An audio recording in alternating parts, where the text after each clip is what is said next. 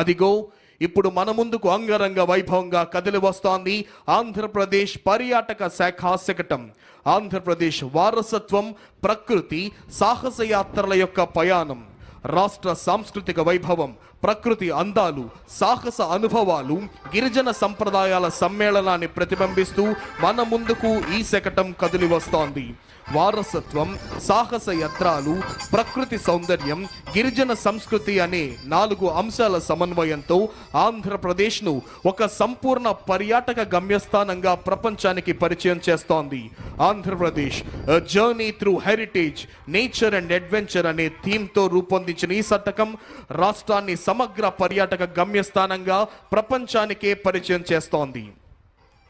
రాష్ట్రాన్ని పూర్తిగా కరువు రహితంగా మార్చే దిశగా ఒక సమగ్ర సమీకృత నీటి భద్రత ప్రణాళికతో మన ముందుకు వస్తోంది జల వనరుల అభివృద్ధి శాఖ శకటం.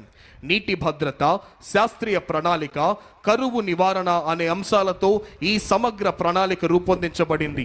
స్వర్ణాంధ్రప్రదేశ్ 2047లో నీటి భద్రతకు ప్రత్యేక స్థానం ఇవ్వబడింది. ఆ దిశగా ఈ శకటం రాష్ట్రం యొక్క సమగ్ర జల వ్యవస్థను ఆవిష్కరిస్తూ ప్రతి బిందువు అమూల్యం, ప్రతి బిందువు పంటకు ప్రాణం అనే భావనను ప్రతిధ్వనింపజేస్తోంది. శకటం యొక్క మొదటి భాగంలో ఆనకట్టలు, నీటి నిల్వలు, రెండవ భాగంలో నదుల అనుసంధానం, మూడవ భాగంలో చైన్ లింకేజ్ సిస్టమ్, నాలుగవ భాగంలో రెయిన్ వాటర్ హార్వెస్టింగ్. అదిగో ఇప్పుడు మన ముందుకు కదిలి వస్తోంది మైక్రో ఇరిగేషన్ శకటం. ప్రతి బిందువుకు అధిక పంట. ఆంధ్రప్రదేశ్ రాష్ట్రం పర్ డ్రాప్ మోర్ క్రాప్ నుంచి పర్ డ్రాప్ మోర్ రిటర్న్స్ వైపు అడుగులు వేస్తూ ప్రతి నీటి బిందువును సద్వినియోగం చేసుకోవడం ద్వారా అధిక పంట దిగుబడులు సాధించాలనే లక్ష్యంతో మైక్రో ఇరిగేషన్ శకటం రూపకల్పన చేయబడింది. భారతదేశంలో మైక్రో ఇరిగేషన్ వ్యవస్థకు పునాది వేసిన టాస్క్ ఫోర్స్ అధ్యక్షుడు, ప్రియతమ ముఖ్యమంత్రి శ్రీ నారా చంద్రబాబు నాయుడు గారి నాటిన బీజమే నేడు దేశవ్యాప్తంగా విస్తరించి ఉన్న మైక్రో ఇరిగేషన్ ఉద్యమానికి మూలాధారమైంది.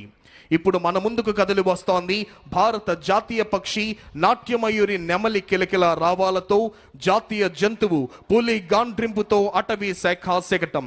సమృద్ధమైన అటవీ సంపద, విస్తారమైన సముద్ర తీర రేఖ, విభిన్న జీవ వైవిధ్యంతో ప్రకృతి పరంగా ఆంధ్రప్రదేశ్ రాష్ట్రం అపూర్వమైన స్థానం కలిగి ఉంది. అడవులను అభివృద్ధి చేయటం, నీటి వనరులను సంరక్షించడం, వన్యప్రాణులను రక్షించడం, జీవ వైవిధ్యాన్ని కాపాడటం ద్వారా సురక్షితమైన, సుస్థిరమైన, ప్రకృతిహిత రాష్ట్రంగా ఆంధ్రప్రదేశ్ను తీర్చిదిద్దే లక్ష్యంతో కూటమి ప్రభుత్వం ముందుకు వెళ్తోంది. ఈ సమగ్ర దృష్టిలో పచ్చదనం, నీటి భద్రత, జీవ వైవిధ్యమే ప్రాధాన్యంగా నడుస్తోంది అటవీ శాఖ. అదిగో ఇప్పుడు మన ముందుకు కదిలి వస్తోంది వ్యవసాయ శాఖ శకటం.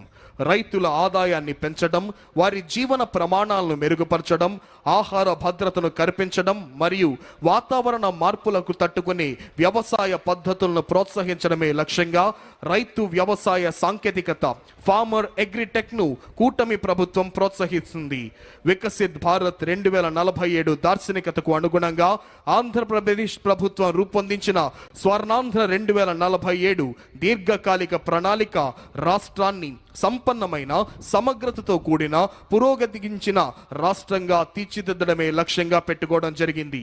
ఇందులో వ్యవసాయ శాఖకు సంబంధించిన ప్రధాన సూత్రం ఫార్మర్ అగ్రిటెక్, అంటే రైతును కేంద్ర బిందువుగా చేసుకొని సాంకేతికత ఆధారిత సుస్థిర వ్యవసాయ మార్పు, రైతు ఆదాయం పెంపు కోసం ప్రభుత్వం పంచసూత్రాలను ఇమిడి చేసింది.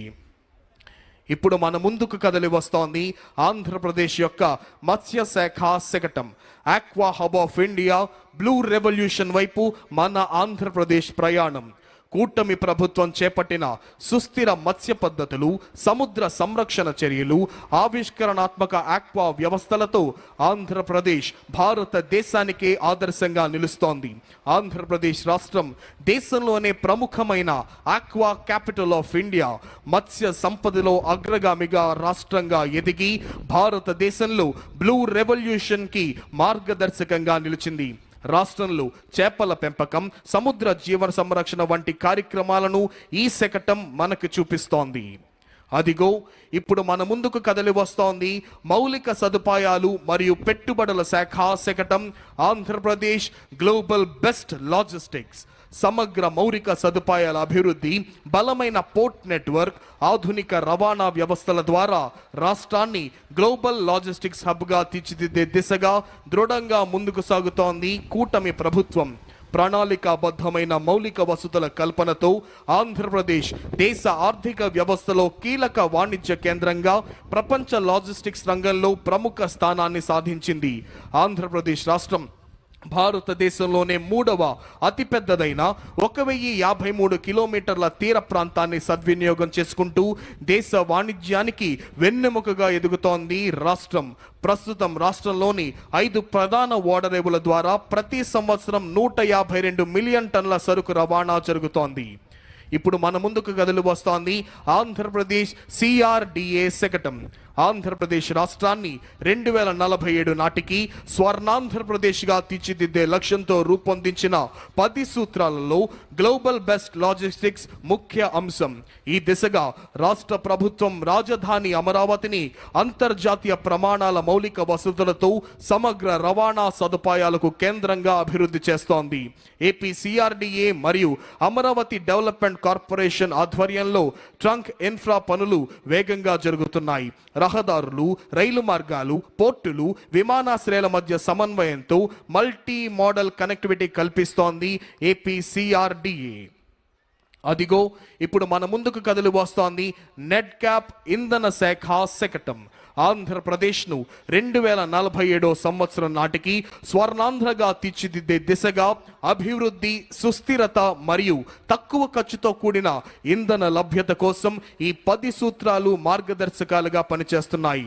రాష్ట్రం ICE పాలసీ 2024 ద్వారా 10 లక్షల కోట్ల క్లీన్ ఎనర్జీ పెట్టుబడులను ఆకర్షించి యువతకు ఉద్యోగాలను, గ్రామాలకు ఆర్థిక సుస్థిరతను కల్పిస్తోంది ఇంధన శాఖ.